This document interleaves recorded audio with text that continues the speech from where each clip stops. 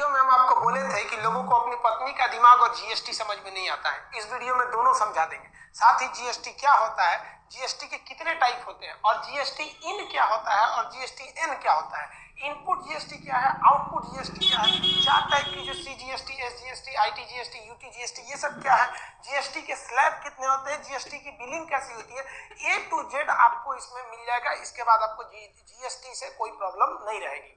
GST कहता है कि एक देश एक टैक्स होना चाहिए, लेकिन ये अधूरा सत्य है। देखिए, टैक्स जो होता है ना, वो गवर्नमेंट के लिए एकदम उसका अधिकार है। गवर्नमेंट के पास पैसे का एक ही स्रोत है, जो मेन सोर्स है वो टैक्स है।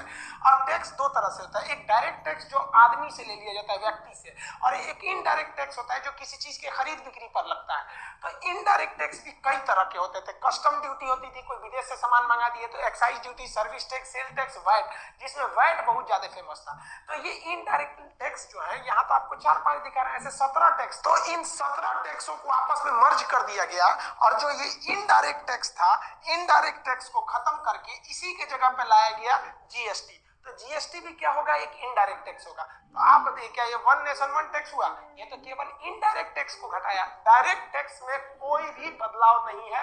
आज भी आपको डायरेक्ट टैक्स देना है। सेंट्रल गवर्नमेंट का कॉर्पोरेशन टैक्स जो होता है, निगम कर, वो काफी ज्यादा उससे इनकम होता है। तो डायरेक्ट टैक्स में नहीं, ये इनडायरेक्ट टैक्स है, ये आपका जीएसटी, और ये खरीद बिक्री पर आपको देना पड़ता है। अब बात करते हैं कि ये जीएसटी देना किसको पड़ेगा। तो 3 ही लोग को देना पड़ेगा। ध्यान से समझिए, जिनका सालाना टर्नओवर, लेन देन 20 लाख का है। देखिए, ये 20 लाख प्रॉफिट नहीं है। मान लीजिए कि हमने कभी 20 लाख का माल मंगाए और 20 लाख के सामान को बेचे और हमको 21 लाख हुआ, तब तो हमारा तो लेन देन ही वाला ही 20 लाख हो गया। अब आपको कितना प्रॉफिट हो रहा है इससे मतलब नहीं है। आप 20 लाख वाले कैटेगरी में आ गए, आपको अब जीएसटी भरना पड़ेगा, पहला। दूसरा, कि अगर आप एक राज्य से दूसरे राज्य में 1 रुपया का भी सामान का व्यापार करिएगा ना, तो वहां आपको जीएसटी लग जाएगा। वहां ये 20 लाख वाला हिसाब भूल जाइएगा। उसके बाद एक और चीज होता है, ऑनलाइन। अगर आप ई कॉमर्स करते हैं ऑनलाइन, चाहे वो 10 रुपए का भी होगा तो आपको जीएसटी लगेगा। जोमेटो को देखिएगा, 50 रुपए का भी सामान मंगाएंगे तो उसमें जीएसटी लगेगा। ये 20 लाख का जो रेशियो है, ये पहाड़ी क्षेत्र जैसे अरुणाचल प्रदेश वगैरह, वहां 20 लाख के बिजनेस का मतलब बहुत बड़ा दुकान हो जाएगा। तो वहां पहाड़ी एरिया में जनसंख्या कम होती है, तो वहां पर कुछ पहाड़ी वाला एरिया, वहां ये इसकी कैटेगरी 10 लाख ही रखी गई है। तो वो स्पेशल केस है, जनरल नहीं है। ये 3 लोग को आपको जीएसटी देना पड़ेगा। अब किसी की छोटी दुकान है, होटल वगैरह है, 20 लाख चलता नहीं है, तो उसका ही जीएसटी लेगा। जीएसटी पर इतना बवाल क्यों हो गया था? क्योंकि जीएसटी के टोटल 4 टाइप है, और लोगों को लग गया कि हमको चारों का चारों टाइप देना है। गलत है, आपको केवल 2 टाइप का जीएसटी देखना है। देखिए, जीएसटी जो है ना, सीजीएसटी, एसजीएसटी, यूटी जीएसटी और आईजीएसटी। अब इसका सीजीएसटी का मतलब क्या होता है, सेंट्रल जीएसटी। एस का मतलब क्या होता है, स्टेट गवर्नमेंट ले जाएगी।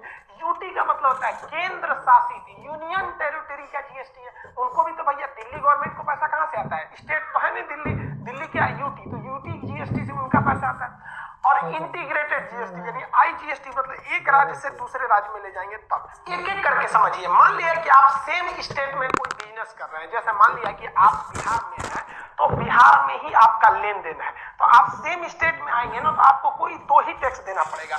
एक सीजीएसटी देना पड़ेगा हर हाल में, और एक एसजीएसटी देना पड़ेगा। मान लिया कि कोई सामान है जिस पर 18% टैक्स है, तो लोगों को टेंशन क्या लगा था कि सोचो 18% टैक्स है, सेंट्रल जीएसटी यानी सीजीएसटी 18%, एसजीएसटी 18, फिर यूटी 18, इंटीग्रेटेड 18 करके पगला गए लोग। भाई साहब, बचेगा क्या मेरा? गलत है भाई साहब, आपको कोई 2 ही देना है। कौन देना है? सीजीएसटी। ये सेंट्रल गवर्नमेंट ले जाएगी, क्योंकि सेंट्रल का हिस्सा, भाई सेंट्रल का हिस्सा तो पूरा हिंदुस्तान ही है, वो सेंट्रल के अधीन आएगा। आप चाहे बिहार में रहिए चाहे केरला में, तो सीजीएसटी ले जाएगा। अब बचेगा स्टेट। तो आप किस स्टेट में? अभी हमने बोला एग्जांपल में बिहार, तो बिहार ले जाएगी। अब बात, लोग कहां कंफ्यूज हो गए कि 18% सेंट्रल गवर्नमेंट ले जाएगी, 18% बिहार गवर्नमेंट ले जाएगी, दूसरा हो जाएगा 36%। गलत बात है भाई। 18% टोटल जीएसटी है, जिसमें से 9% सेंट्रल जीएसटी लेगा और 9% स्टेट जीएसटी लेगा। तो लोगों को इतना भयंकर कंफ्यूजन था, लोगों ने तो 4 गुना सोच लिया था, इसलिए विरोध करने लगे। जैसे यहाँ पर एक बिल है, अब आप इस बिल में अगर आप ध्यान से देखिएगा, तो यहाँ देखिए, आपको यहाँ स्पष्ट लिखा है कि जीएसटी 18% है। अब ये 18% आया है 25 रुपया, लेकिन उसी को नीचे स्पष्ट लिख दिया है कि इसमें एसजीएसटी 9% है और सीजीएसटी 9%, यानी 9 जोड़कर 18 होता है। ऐसा नहीं है कि 18% सीजीएसटी भी और 18% एसजीएसटी भी, तब तो 36% हो जाएगा। ये हर एक स्टेट में यही रूल लगता है। अब गुजरात में भी क्या होगा भैया, गुजरात का भी एरिया तो किसके अंडर में है, सेंट्रल गवर्नमेंट के है, तो सीजीएसटी लेगा और गुजरात अपना एसजीएसटी ले जाएगा।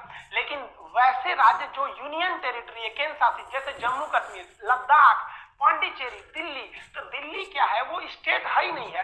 तो बस आपको कुछ नहीं करना है, स्टेट के जगह आपको यूनियन टेरिटरी लिख देना है। अब दिल्ली भी जो है वो तो सेंट्रल गवर्नमेंट के अंदर है ना जी, तो दिल्ली वाला में भी अगर आप दिल्ली में सामान बेच रहे हैं तो सेंट्रल गवर्नमेंट के अंडर में आएंगे, तो दिल्ली भी आपसे क्या लेगा, आपसे सेंट्रल गवर्नमेंट लेगी सीजीएसटी। और दिल्ली एसजीएसटी तो ले ही नहीं सकता क्योंकि वो स्टेट तो है ही नहीं है। दिल्ली जो है वो यूनियन टेरिटरी है, तो केवल यहाँ शब्द का फेर है।